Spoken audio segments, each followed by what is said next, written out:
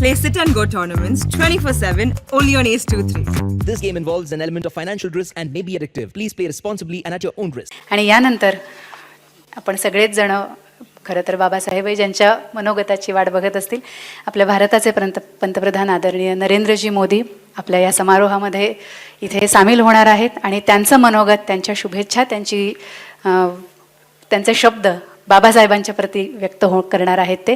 तर आपण सगळेच जण इथे सन्मानाने आदरणीय पंतप्रधान नरेंद्रजी मोदी यांना या आभासी प्रणालीद्वारे इथे निमंत्रित करूया आणि मी आपल्या सगळ्यांच्या वतीने विनंती करेन की त्यांनी त्यांचं मनोगत इथे व्यक्त करावं. आदरणीय श्री नरेंद्रजी मोदी. नमस्कार. इस कार्यक्रम में हमें आशीर्वाद दे रहे आदरणीय बाबा साहब पुरंदरे जी, बाबा साहब सत्कार समारोह समिति के अध्यक्ष सुमित्रा ताई जी और शिवशाही में आस्था रखने वाले बाबा साहब के सभी अनुयायी साथीगण, शिवशाहीर बाबासाहेब पुरंदरे यांना मी सुरुवातीच साष्टांग नमस्कार करतो व छत्रपती शिवाजी महाराजांनी जे आदर्श उभे केले आहेत, जी शिकवण दिली आहे तिचे आचरण करण्याची शक्ती परमेश्वराने मला द्यावी अशी प्रार्थना मी देवाकडे करतो. मैं आदरणीय बाबा साहब पुरंदरे जी को जीवन के 100वें वर्ष में प्रवेश के लिए हृदय से शुभकामनाएं देता हूं. उनका मार्गदर्शन, उनका आशीर्वाद जैसे अभी तक हम सबको मिलता रहा है, वैसे ही आगे भी लंबे समय तक मिलता रहे, ये मेरी मंगल कामना है. मैं आदरणीय सुमित्रा ताई को भी इस विशेष आयोजन के लिए बधाई देता हूं. मुझे खुशी है कि इस सुखद समारोह में मुझे भी बाबा साहब के आशीर्वाद लेने का, उनमें श्रद्धा रखने वाले आप सब साथियों के बीच आने का अवसर मिला है.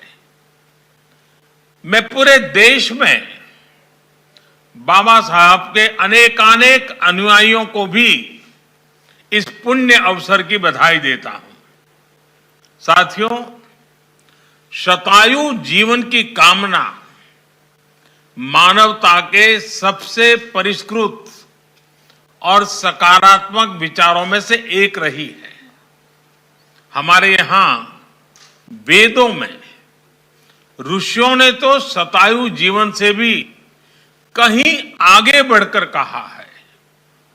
हमारे ऋषियों ने कहा है, जीवेम शरद शतम, बुद्धेम शरद शतम, रोहेम शरद शतम.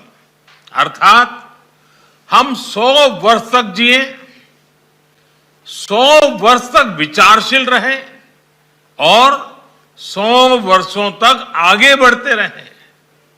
बाबा साहब पुरंदरे का जीवन हमारे मनुष्यों की इस श्रेष्ठ भावना को साक्षात चरितार्थ करता है. अपनी तपस्या से जब कोई जीवन में ऐसे योग सिद्ध करता है तो कई संयोग भी स्वयं सिद्ध होने लगते हैं. ये सुखद संयोग ही है कि जब बाबा साहब जीवन के 100वें वर्ष में प्रवेश कर रहे हैं, तब साथ में ही हमारा देश भी आजादी के 75वें वर्ष में प्रवेश कर रहा है. मुझे लगता है कि बाबा साहब स्वयं भी अनुभव कर रहे होंगे कि ये संयोग उनके लिए, उनकी तपस्या से प्रसन्न मां भारती का प्रत्यक्ष आशीर्वाद ही है. भाइयों और बहनों, एक और संयोग है जो हमें आजादी के 75वें साल के लिए प्रेरणा देता है. आप सब इस बात से परिचित हैं कि आजादी के अमृत महोत्सव में देश ने स्वाधीनता सेनानियों के अमर आत्माओं के इतिहास लेखन का अभियान शुरू किया है। बाबा साहब पुरंदरे यही पुण्य कार्य दशकों से करते आ रहे हैं। अपना पूरा जीवन इसी एक मिशन के लिए उन्होंने खपा दिया है। उन्होंने शिवाजी महाराज के जीवन को, उनके इतिहास को जन जन तक पहुंचाने में जो योगदान दिया है, उसके लिए हम सभी उनके हमेशा ऋणी रहेंगे। मुझे खुशी है कि हमें उनके इस योगदान के बदले देश को उनके प्रति कृतज्ञता ज्ञापित करने का सौभाग्य मिला है।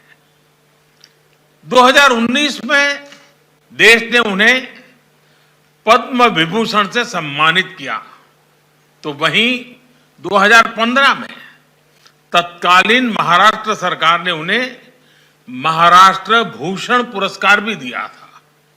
मध्य प्रदेश में भी शिवराज जी की सरकार ने छत्रपति शिवाजी के इस परम भक्त को कालिदास पुरस्कार देकर नमन किया था।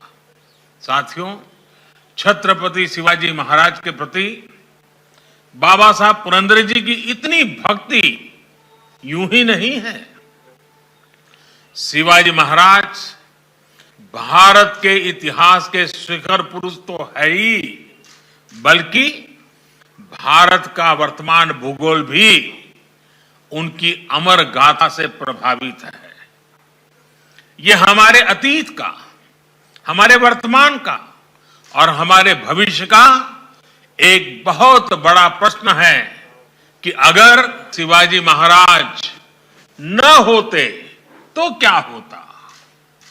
छत्रपति शिवाजी महाराज के बिना भारत के स्वरूप की, भारत के गौरव की कल्पना भी मुश्किल है।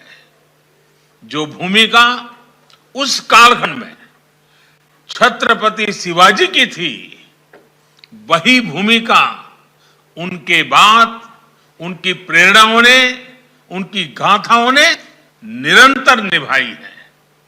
शिवाजी महाराज का हिंदवी स्वराज, सुशासन का, पिछड़ों वंचितों के प्रति न्याय का और अत्याचार के खिलाफ हुंकार का अप्रतिम उदाहरण है।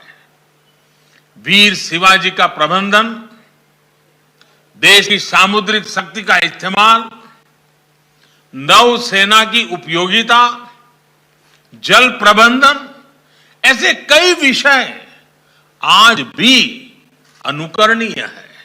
और ये बाबा साहब ही हैं जिन्हें आजाद भारत की नई पीढ़ी को शिवाजी महाराज के स्वरूप से रूबरू करवाने का सबसे बड़ा श्रेय जाता है।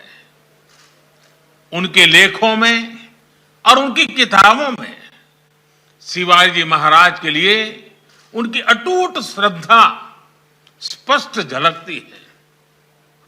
शिवाजी महाराज से जुड़ी कथाओं को कहने की बाबा साहब पुरंदरे की शैली, उनके शब्द शिवाजी महाराज को हमारे मन मंदिर में साक्षात जीवंत कर देते हैं। मुझे अच्छी तरह याद है, लगभग 4 दशक पहले अहमदाबाद में जब आपके कार्यक्रम आयोजित होते थे, तो मैं नियमित रूप से उनमें उपस्थित रहता था। जानता राजा के प्रारंभिक काल में एक बार मैं उसको देखने के लिए विशेष रूप से पुणे गया था। बाबा साहब ने हमेशा ये सुनिश्चित करने का प्रयास किया है कि युवाओं तक इतिहास अपनी प्रेरणाओं के साथ पहुंचे, साथ ही अपने सच्चे स्वरूप में भी पहुंचे। इसी संतुलन की आज देश के इतिहास को बहुत आवश्यकता है। उनकी श्रद्धा और उनके भीतर के साहित्यकार ने कभी भी उनके इतिहास बोध को प्रभावित नहीं किया। मैं देश के युवा इतिहासकारों से भी कहूंगा कि आप जब आजादी के अमृत महोत्सव के उपलक्ष्य में आजादी का इतिहास लिखें तो प्रेरणा और प्रामाणिकता की यही कसौटी आपके लेखन में होनी चाहिए। साथियों, बाबा साहब पुरंदरे के प्रयास केवल इतिहास बोध करवाने तक ही सीमित नहीं रहे हैं। उन्होंने अपने जीवन में शिवाजी महाराज को जीने का प्रयास भी उतनी ही निष्ठा से किया है। उन्होंने इतिहास के साथ साथ वर्तमान की भी चिंता की है। गोवा मुक्ति संग्राम से लेकर दादरा नगर हवेली के स्वाधीनता संग्राम तक उनकी जो भूमिका रही है वो हम सब के लिए एक आदर्श है। उनका परिवार भी सामाजिक कार्यों और संगीत कला के लिए लगातार समर्पित रहता है। आप आज भी शिव सृष्टि के निर्माण के अभूतपूर्व संकल्प पर काम कर रहे हैं। शिवाजी महाराज के जिन आदर्शों को आपने देश के सामने रखने का आजीवन प्रयास किया है, वो आदर्श हमें सदियों सदियों तक प्रेरणा देते रहेंगे। इसी विश्वास के साथ मैं मां भवानी के चरणों में विनम्र प्रार्थना करता हूं, आपके उत्तम स्वास्थ्य की कामना करता हूं। आपका आशीर्वाद हमें इसी तरह मिलता रहे। इन्हीं शुभकामनाओं के साथ मैं अपनी बात समाप्त करता हूं। बहुत बहुत धन्यवाद। एबीपी माझा, उघडा डोळे बघा नीट।